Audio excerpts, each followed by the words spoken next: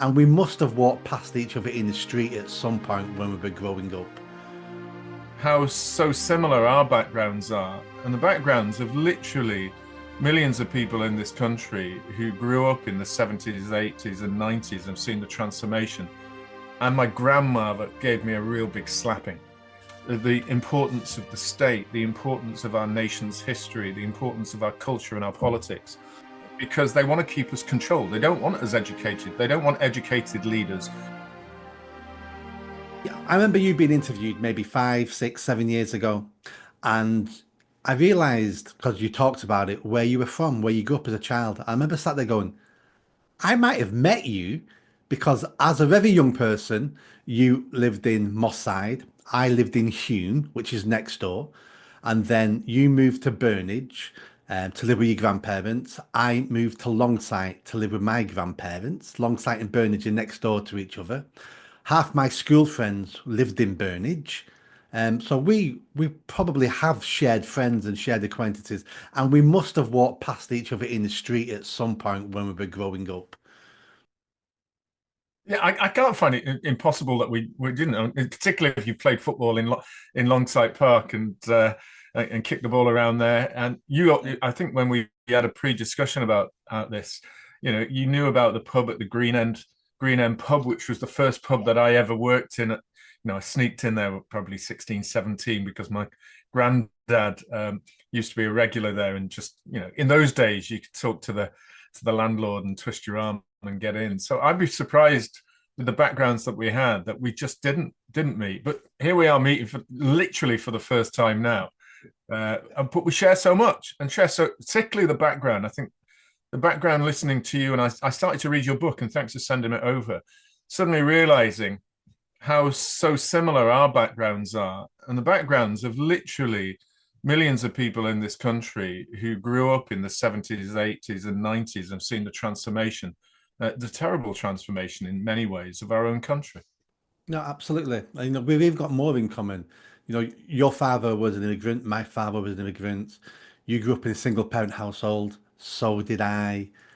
We both went to, inner city schools, even though you're probably almost next door to each other. There's so much similar there of your life journey and my life journey. What was your life like in Moss Side? Because I don't really remember Hume. I was far too young to remember. Yeah, I was a little bit like you. I didn't recall a great deal of it. I mean, there are two big memories for me. We lived in Jarrett Street in a rented house, a landlord that allowed it to be pretty damp and wet and miserable. We had a dog, and that dog was stolen outside the door. That was my biggest memory from it. Um, and I think for us, it was just that my father was mixed race. In those days, he would have been called half caste, and I would have been grown up with quarter caste. And although people look at me now, they go, "Yeah, yeah, I can see a bit in your hair and maybe a little bit in your eyes, but your skin color's gone." And I said, "Yeah, well, I faded like Michael Jackson, but naturally over time." But he didn't, and he went off. And he wasn't a particularly pleasant man in many ways. I mean, his life himself was incredibly miserable, incredibly tortured. But that was where he took us. And eventually, I've spoken about it before, the kind of brutality that he exposed us to led my mum eventually to make a very brave decision and leave that home and go to Burnage. And we went and joined my grandma and grandfather, who lived in Burnage, again around Fog Lane, near St. Bernard's School. And we literally moved in, I don't know, probably I was about the age of 7 by that time. My brother was about 5.5. And what was my mum, a single parent? She had me when I was 17. So she was coming up to 24. And we lived in a small room, my brother and I sharing a bed, and my mum living in that same room for 4 years. Now, for me and my brother, we knew no different. Sharing a bed at 7, 8, 9, 10, 11, going to bed every night, me on one end and him on the other end. It didn't feel too awkward or weird, in some ways, except when people you'd hear other people at school mentioning it different. But what I did feel sorry for and amazed by was my mum. When you think about it, she was a young woman. She was in her early 20s, having to go to bed every night in the same room as her two young children. And so I remember that and the difficulties about watching people really monitor how much money we had and monitor the meter that we put the 50p's into the, to get the electricity, and having to go out and change coins that we collect so that we go and put it into the meter. I don't know if you remember the meter in the top corner of kitchens, and you had to go and put money in to make sure. And when it went out and you didn't have it, it went out. That was it. It was early to bed, or and we're on gas. So that, we were always watching that, and I was always conscious of the poverty, not just of my family, but everybody else around us. And yet, despite that, and I think it's different today, there was this kind of level of spirit, community spirit. There was a story that my grandmother used to tell me, and just completely, I was reminded for a long time. I was probably about 7, and I'd go garden creeping, and which meant I would creep under the hedges between each of the houses, my brother and I, and we'd think that was fun. And one day we came back with some milk off the doorstep of somebody. I can't remember which neighbor it was. It was probably about 2 or 3 doors down. And my grandmother gave me a real big slapping. And I was crying, but we don't have any milk. And she slapped me and said, but that milk might be for the woman who's just been able to afford that milk and doesn't have any for her tea. And she dragged me back to the house to give her that bottle of milk. And it was that community. We might not have it, but they might not have it too. So I learned a huge amount about how important it was to not only support your own family, but even in depths of despair and not having very much, that we had to respect those who were next to us as well, who didn't have it too. And that community of that lady, and what that lady did that day is actually, she brought us in, gave us a cup of tea and gave me a load of biscuits. So that's one of the essential memories of growing up in Moss Side and moving into Burnage. But also what it did was give me the respect of my grandparents as well, their moral values, their distinct ability to say, we carry on no matter what, despite everything else, but still have the dignity not to go begging or stealing. Let me ask you this, because that's very similar to my upbringing. We had no money. I was never hungry, but we had no money. All my friends, they always seemed to have more money than me. I mean, their families, no kids had money. I mean, that was unheard of. But when I was growing up, I was the only kid on my street and in my friends at school who came from a single parent household. Everybody else had a father, and I was the only one. And things have changed now. But what I look back upon my childhood was I was very happy. I came from a loving family. There was no issues in my household apart from, well, even having no money wasn't an issue. We always had food in the cupboards. But I came from a loving household, and that set me up for the rest of my life. Was your household a loving household? In many ways it was, but in some ways it wasn't. There was always the shadow, unfortunately, of a very disruptive and aggressive father, that would pop around, and that I think always stuck around. There wasn't violence in the family. There was the kind of tension with my grandfather, who in so many ways was a lovely man, but just when the memories of what he had to go through in the Second World War would come through, there was no treatment for PTSD. He'd either be deeply silent or he would shout. And but generally, I would say it was a different kind of love. It was not affectionate with hugs every minute. It was, like you said, making sure we had food, making sure that we were warm. There were kind words to us when I was being bullied at school, for example, for the color of the skin that I had at the time. And the difference that I had. It was more about my curly hair. And also, the weird things you say about your dad. I mean, there were people who used to shout at me, "You've got no dad."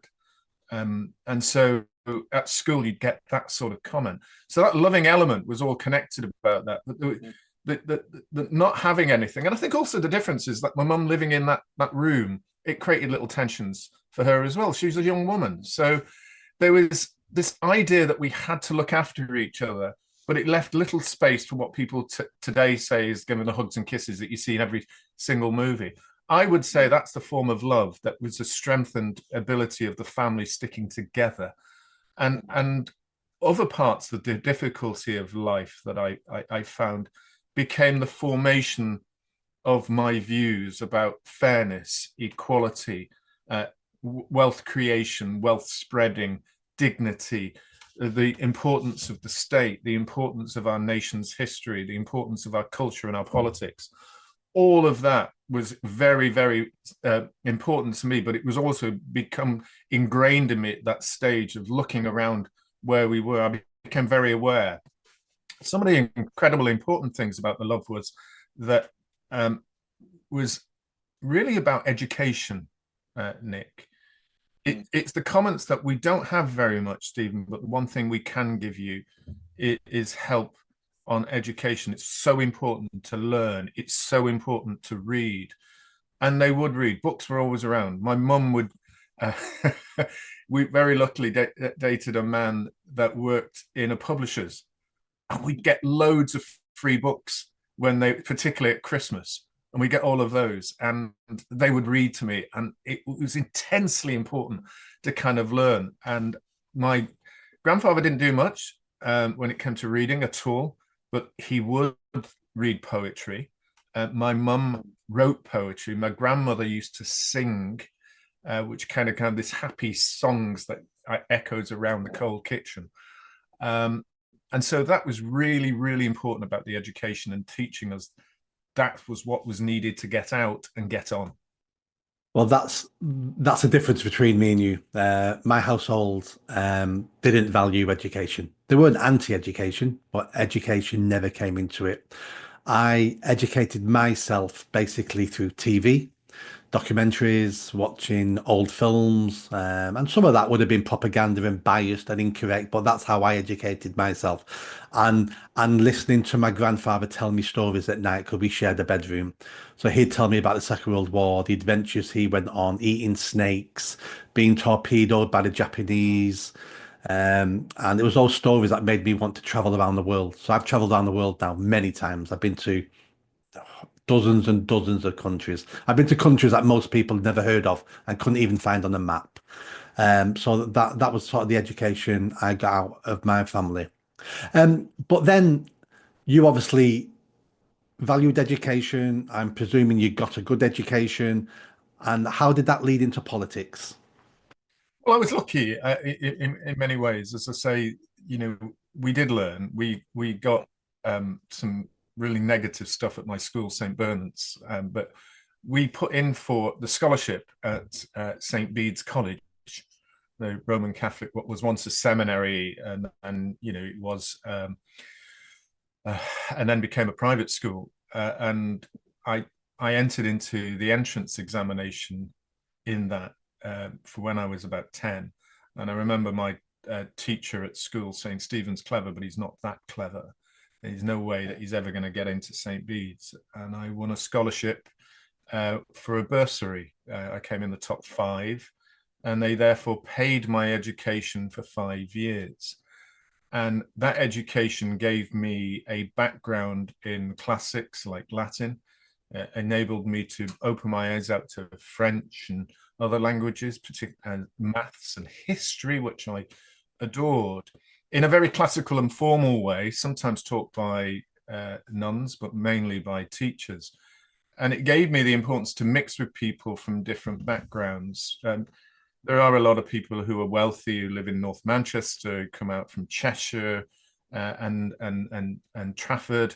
There were those people who won different kinds of scholarships, but there was also a lot of people who had, basically the opportunity to come to that school because their councils had paid for them. And that's why I'm a very kind of big supporter of the idea of grammar schools because it enabled me to mix with lots more people. And I think a grammar school, in so many ways, with having people who were rich and poor and middle class, was much more of a comprehensive school than the current comprehensive schools are. And I find it violently hypocritical, and I really do, when you get socialists and left-wing politicians who say, we want to close down private schools, we want to close down grammar schools, but they're quite happy to be able to send their children to it, or they won't oppose it. They can afford it. I find vile, quite frankly. And most of them have been to grammar schools and private schools themselves, send their children to private schools and fee-paying schools. Diane Abbott is a great example. Just thinking about her, She absolutely. sent her son to a fee-paying school. Jeremy Corbyn sent his two boys to a grammar school. But yet, for me and you, scum like us, we're not allowed those benefits. We're not allowed a good education. They've got to keep us down.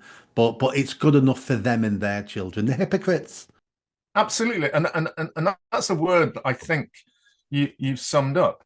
They think about the English. They think about the English children as scum because they want to keep us controlled. They don't want us educated. They don't want educated leaders who've come out of those backgrounds to understand what they're doing. They just want us as voting fodder to be able to turn around, and the only way out is to join a trade union and be a sycophant for the big bosses at the top, not thinking for themselves, not giving the opportunity to climb the ladder and open their own businesses, not trying the opportunity to be educated and not think like them.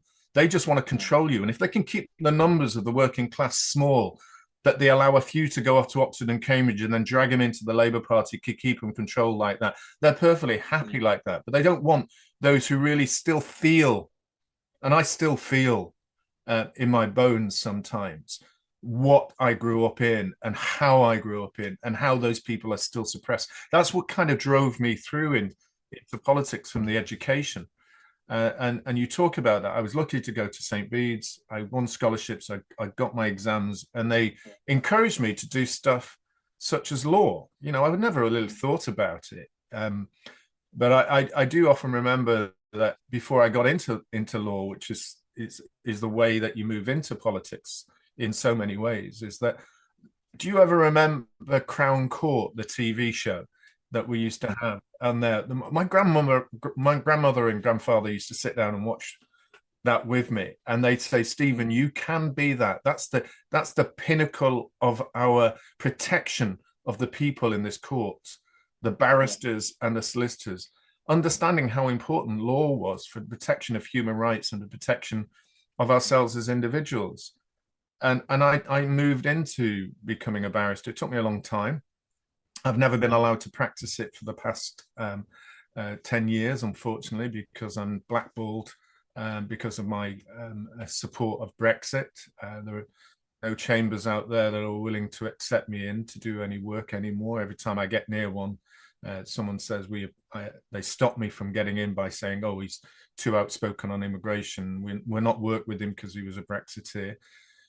So I'm offended by the way that even that institution has been perverted and changed so that it only protects the elitist ideas in this country when it was still an opportunity to reach out. But that's what I did. I went to St. Bede's and then off to law at university in Aberystwyth.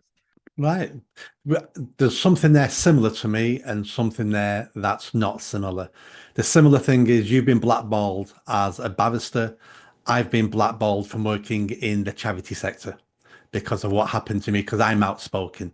So I got an MBE for my charity work, set up an award-winning charity, and I had to leave that charity in the end because housing associations, councils, and grant makers would say to the charity, we're not giving you money while Nick Buckley's involved. So I had to leave the charity I founded because I'm outspoken on many issues.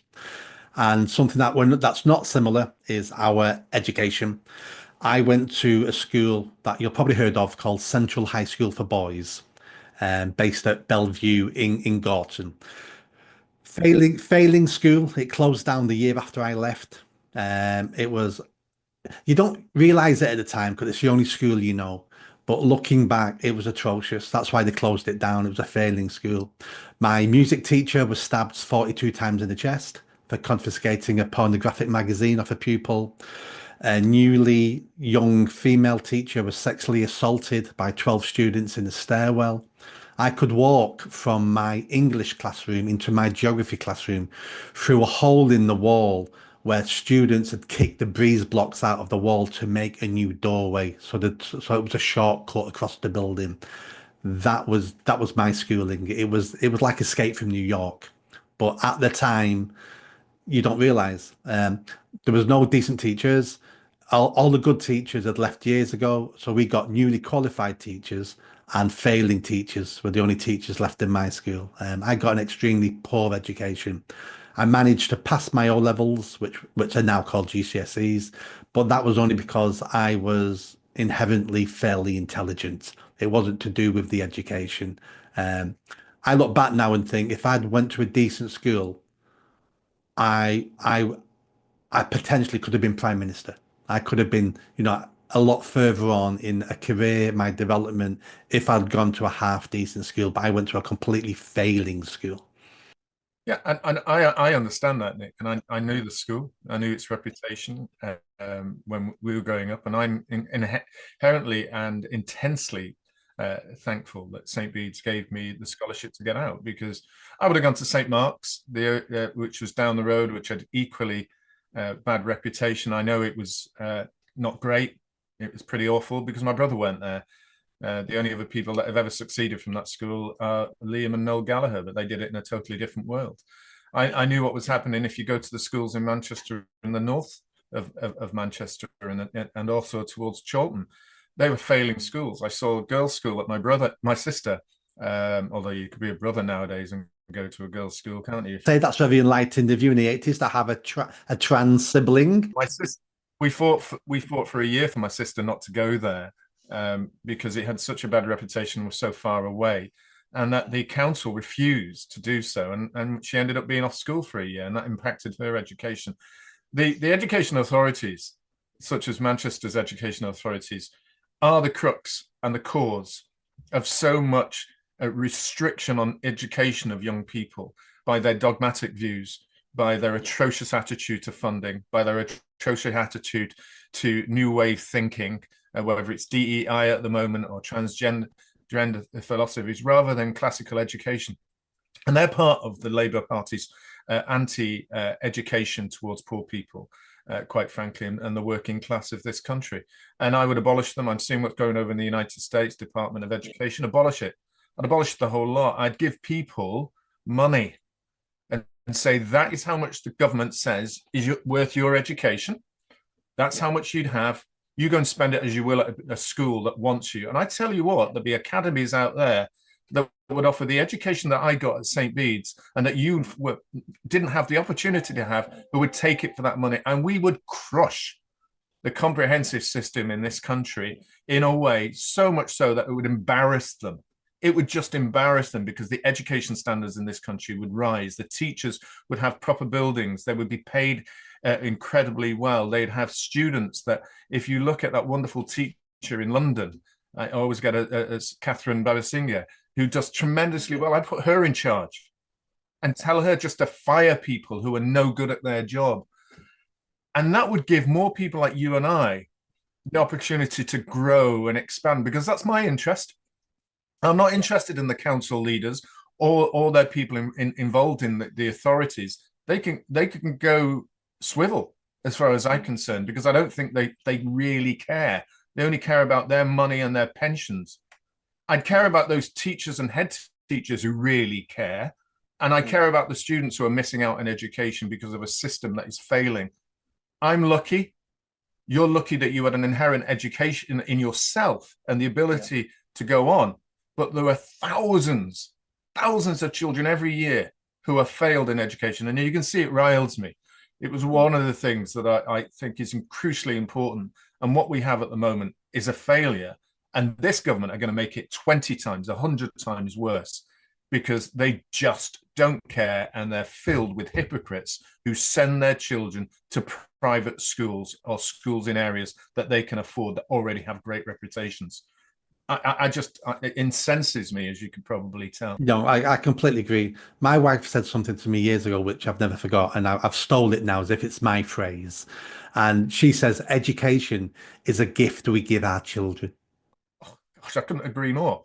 I really couldn't agree more. My opportunities to open my eyes up to the like Shakespeare or Blake, and to be able to read to the Russian five composers of Borodin and Tchaikovsky, and hear that music. I remember the first time I heard classical music. I sat in the room and today I still feel it. I still feel the shivers coming through me. My love of classical music came in on a teacher that just opened up by playing music that I'd never heard of before.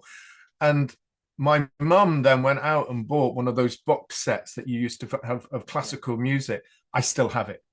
I still have it today because it's just a memory of what education can give you and open up your eyes to what the rich were already having through public schools such as Eton and Harrow and all the ones that most of our university educated prime ministers, except this particular one who didn't go to that type of school, but they all got it.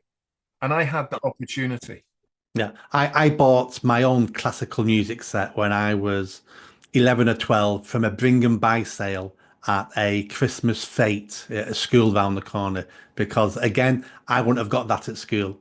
And the irony is, if you was in school today, being mixed race, you would be listening to some rap artist because your teacher would be saying, "Oh, you look a bit black to me." So that's the sort of music, that's the sort of thing I'm going to teach you is about rap and about grime. And do you know what? How disgusting and racist is that?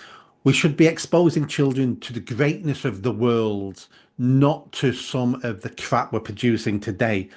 There's a reason why Beethoven and Mozart and, Handel are being played today. They've stood the test of time. People thought they were amazing when they came out, but hundreds of years later, people still think they're amazing. And that's because they're amazing. No one's going to be playing Stormzy in 20, 30 years' time. Absolutely. I look at the end of the day, I used to listen to African Bambaataa and the Soul Sonic Force. I'd watch, the I did breakdancing. I was Manchester's first breakdance in bloody champion, I think, when I was about 17. God, some dingy little room that was in the middle of central Manchester, and then I got mugged from my prize money as soon as I came out of the bloody venue. And so I love that music too. I watched it. I listened to it. My daughter can listen to it, but I don't need to be taught that in school. I need to be taught about the greats. And you were probably white privileged there, Nick, for actually mentioning Beethoven. How dare they? Well, I read Malcolm X. I look across my, bookcase here, and I've got a variety of books from all different writers. I've got Malcolm X on there. I have Donald Woods and Biko, which I wrote my theses on. I have James Baldwin, Alan Paton. All of these are writers who are black from different, excluding Donald Woods, who wasn't, of course, across the globe. And I read them when I was younger. I was exposed to it. But to remove our English heritage, our English writers, our English artists, our English musicians, just for woke ideology is actually a disservice to the young people of this country. And again, it goes back to ideology, the ideology of the left, which is relatively sick when it comes to really wanting equality. They want conformity. They want control. They don't want your minds open. They want to be able to ensure that it only thinks in one way.